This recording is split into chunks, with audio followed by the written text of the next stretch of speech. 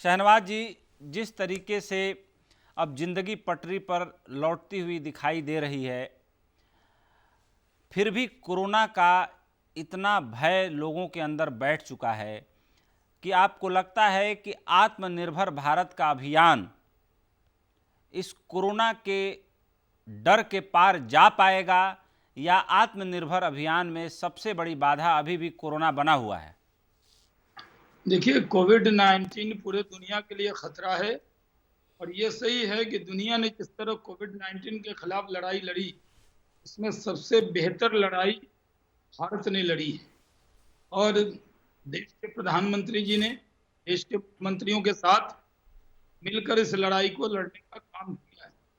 कुछ एक दो अपवाद को, जो राजनीति के अपवाद हैं, उसको छोड़ दें तो आप ये देखेंगे कि जब देश में ये संकट आया तब प्रधानमंत्री जी ने सही समय पर एक्सपर्ट की राय लेकर लॉकडाउन किया। उसके बाद मुख्यमंत्रियों ने भी अपने अपने क्षेत्र में कई जगह लॉकडाउन, कर्फ्यू जैसे हालात बनाए। अभी कोरोना वायरस का खतरा खत्म नहीं हुआ है।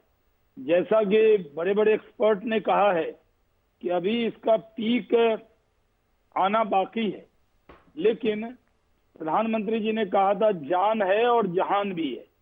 तो हमें अपने देश को चलाना भी है, लेकिन सोशल डिस्टेंसिंग के साथ, फिजिकल डिस्टेंसिंग के साथ, 2 गज की दूरी के साथ, लोगों के दर्द को एड्रेस करते हुए हम इन चीजों को लेकर जाएंगे।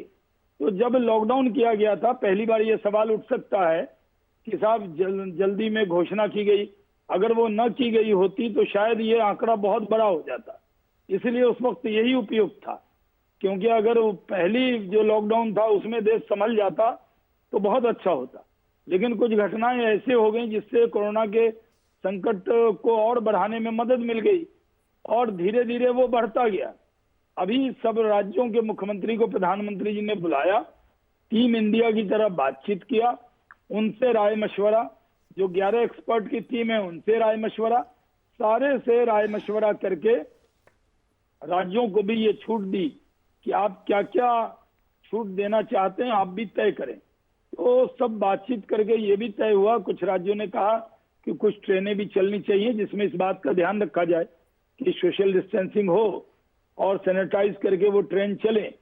और जो मजदूरों की प्रॉब्लम आई वो बहुत बड़ी आई, क्योंकि मजदूरों ने लॉकडाउन 1 और लॉकडाउन 2 दोनों में बहुत संयम दिखाया, लेकिन जब लॉकडाउन 3 हुआ तो वो संयम, सब्र का पैमाना लबरेज हो गया, धीरज की सीमा टूट गई। और कई मजदूर जो हमारे यहाँ भी भागलपुर और कई जगह से, जिनकी हम कहीं कहीं मदद कर रहे थे, वो कहने लगे नहीं साहब हमें तो घर ही जाना है। उनको समझाने पर भी कि आपको खाना भी जहाँ उपलब्ध हो रहा है वहां भी उनके मन में जाने की इच्छा हुई। कई राज्यों ने अच्छा काम किया, कई राज्यों ने वैसा नहीं किया। तो जब मजदूर जाने लगे तब तय हुआ कि उनको बसों से पहुंचाया जाए, स्टेट में जाए तो क्वारंटाइन हो। फिर हुआ कि कुछ ट्रेन भी चलाई जाए, क्योंकि मान लीजिए आपका परिवार या दुबे जी का या हमारा कोई वैष्णो देवी गया या कोई मान लीजिए अजमेर शरीफ चला गया और वहां जाके वो रुक गया, तो कोई अगर परिवार के आधे लोग रुक गए और 2.5 महीने तक, 2 महीने तक संयम नहीं था, तो इसलिए कुछ एक्सपर्ट की राय के बाद ट्रेन की भी छूट मिली। आज हवाई जहाज की भी, वो आपने देखा हरदीप सिंह पुरी जी जो सिविल एविएशन मिनिस्टर हैं, उन्होंने अनाउंस किया है इस चीजों का। तो मुझे लगता है कि हम लोगों को इस पर इकट्ठे और एकजुट होकर कोरोना को पराजित करना होगा। कोरोना के बारे में पूरी चिंता करनी होगी, कैसे कोरोना को हराया जाए। और जो भी फैसला लिया जा रहा है उसमें सारे एक्सपर्ट की राय मशवरा के बाद ही कोई कदम सरकार उठा रही है। शहनवाज जी, शहनवाज जी, आपकी बात मैं सुन रहा हूँ। आपने ट्रेनों की जो बात की, आपके मित्र हैं पीयूष गोयल जी, आपकी उनसे बात रेगुलर होती रहती है, आप मेंशन भी करते रहते हैं। जो 200 ट्रेनें 1 जून से रोज चलाई जा रही हैं, मजदूरों के हालात को देखते हुए अगर उन ट्रेनों को थोड़ा पहले चला दिया जाता, मान लीजिए जब घोषणा हुई 22 तारीख से चला दिया गया होता, 23 मई से चला दिया गया होता, तो आपको नहीं लगता कि मजदूरों को थोड़ा ज़्यादा सहूलियत मिल जाती और उनको घर पहुंचने में ज़्यादा आसानी होती? टेम्परेचर काफ़ी बढ़ गया है, गर्मी काफ़ी बढ़ गई है, अब उनको सड़कों पे पैदल चलने में काफ़ी दिक्कत हो रही होगी, क्योंकि बहुत सारे मजदूर पैदल ही निकल पड़े हैं।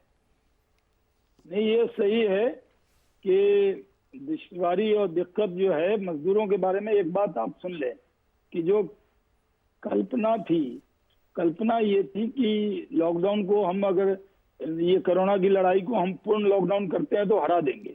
लेकिन जब ये कुछ एक्सीडेंटल कुछ घटना हुई जिसकी चर्चा मैं करके उसको और बड़ा व्यापक नहीं करना चाहता, दुबे जी भी हैं और आपके राजेश जी और अखिल जी भी हैं, इसलिए मैं शॉर्ट में आपको बताता हूं कि कई बार लोगों को लगता है कि ये पहले हो जाता। ये ऐसा नहीं है, कोई करने की नीयत नहीं थी, ऐसा नहीं। बात यह है कि मकसद ये था कि ज्यादा से ज्यादा लोग ट्रैवल ना करें, घर में रहें और उनको इंतजाम करके दिया जाए। लेकिन जब वो लगा कि उनको भेजना ही पड़ेगा तो पीयूष गोयल जी ने कहा कि उनके पास ट्रेनें हैं, लेकिन राज्य सरकारों ने कहा कि आप जिनको भेजेंगे उनके लिए हम एनओसी देंगे। ट्रेनें 300 से ज्यादा उपलब्ध थी, अभी तो और ज्यादा उपलब्ध है। नहीं तो राज्य सरकार शहनवाज जी, जो राज्य में चाहता है। शहनवाज जी, एक एक एक एक सवाल मेरे जहन में अभी आया है कि पीयूष गोयल जी ने सभी जनरल मैनेजर्स के साथ वीडियो कॉन्फ्रेंसिंग करके, रेलवे बोर्ड के अधिकारियों के साथ मीटिंग करके उन्होंने फ्री हैंड दे दिया था कि आपको ऑन द स्पॉट जहां जिस तरह की जरूरत लगे आप वैसा निर्णय लीजिए और काम करिए। मेरे से अप्रूवल लेने की भी कोई जरूरत नहीं है, आप लोग अनुभवी और सक्षम अधिकारी हैं, ये आपातकाल है, जो जैसा ठीक लगे आप करें। तो देखिए राय साहब, आप जानते हैं कि मैं भी सांसद नहीं हूं, लेकिन मेरे भागलपुर के बहुत से लोग के पास मेरा ही नंबर था, तो वो मुझे फोन करते थे जी, और मैं बिहार सरकार से भी बात करता था और पीयूष गोयल जी से। पीयूष गोयल जी हमारे मंत्री हैं, लेकिन वो उनकी एक आदत है कि जो भी मिस कॉल जाएगा, जितने लाल मिस कॉल होंगे उसका वो जवाब अपने कलीग्स को देते हैं। तो वो उन्होंने मुझसे जब बात की तो मैंने कहा यहाँ ट्रेन दे दीजिए, तो उन्होंने कहा साहब ट्रेनें खड़ी हैं, जैसे राज्य सरकार कहेगी उतनी ट्रेनें मिल जाएंगी। उसमें जब उस दिन उन्होंने पहले दिन प्रेस में ये बताया किस स्टेट ने कितनी ट्रेनें मंगाई है, उसके बाद स्टेट पर थोड़ा दबाव बनाने का। और मैं आपको बताऊं, जैसे मैंने कहा कि बेंगलोर से भागलपुर की ट्रेन नहीं थी, तो मैंने बातचीत किया, लेकिन वो रेल मंत्री के लेवल पे नहीं हुआ, बल्कि बिहार सरकार नोडल ऑफिसर और कर्नाटक के नोडल ऑफिसर से जब मैंने बातचीत की तो 2 ट्रेन 17 और 18 को हमें भागलपुर की मिल गई। तो बातचीत करने के लिए जब कोई फोन करता है उसमें राज्य की सहमति जरूरी थी। और उन्होंने कहा कि अगर राज्य का नोडल ऑफिसर यानी राज्य सरकार, क्योंकि अपना फेडरल सिस्टम है, अगर राज्य चाहे कि अपने मजदूर को बुलाना है तो रेल मंत्रालय की तरफ से कोई रोक नहीं था, लेकिन उनको सेंटर बनाना था। 21 दिन के लिए क्वारंटाइन, कहीं 14 दिन, कहीं 18 दिन, और उसके अंदर एसडीआरएफ से उनको 3 टाइम के भोजन का पैसा भी भारत सरकार दे रही है। वो भी कहा गया कि एसडीआरएफ से पैसा भी देंगे उनके रुकने का, लेकिन राज्य सरकार को वो व्यवस्था खड़ी करनी थी। अगर एक दिन में मान लीजिए पटना में 200 ट्रेन उतर जाए तो उतने डॉक्टर भी चाहिए, उनकी चेकिंग भी चाहिए, उतने बस भी चाहिए, उतने राज्य में भी भेजना हो, चाहे कोई भी राज्य हो। मैं उसको आज एकदम गैर राजनीतिक तौर पर बात कर रहा हूँ, इसमें कोई राजनीति नहीं कर रहा हूँ। मैं आपको कह रहा हूँ कि जो आपकी डिबेट मजदूर भी सुन रहे होंगे, उन्हें लगा होगा कि कठिनाई क्या है। इसलिए अभी भी जो खोला गया है, चाहे जहाज के मामले में, जैसे कई बार ये तर्क दिया जाता है जो लोग विदेश में हैं उनको ला रहे हैं। अरे साहब, जो देश में है उसकी चिंता तो लोग करने वाले हैं, क्योंकि राज्य सरकार चिंता कर लेगी, मान लीजिए चाहे कांग्रेस की सरकार हो। लेकिन जो लोग विदेश में हैं, अगर उनकी फिक्र आप नहीं करेंगे, उनको तो लाया जाएगा ना। वो अगर गए हैं, मान लीजिए सस्ते टिकट पे भी गए हैं, वो मिडिल क्लास भी है, तो क्या उनका अधिकार छीन लिया जाता है? तो वंदे भारत अभियान चलाया गया और मजदूरों के लिए भी चलाया गया। जो आम आदमी कहीं फंस गए थे, जैसे किसी का परिवार फंस गया, उनके लिए भी ट्रेन चलाया गया। तो अब ट्रेन भी चल रहा है, जहाज भी चल रहा है। कोरोना को हराना है, लेकिन 2 गज की दूरी, सोशल डिस्टेंसिंग, कुछ बातों का ध्यान, इसको रखकर हराना है। मजदूरों की एक बात मैं जोड़ देता हूं, दुबे जी सहमत होंगे इससे, कि एक कमरे में कई जगह 5-5 मजदूर रहते हैं।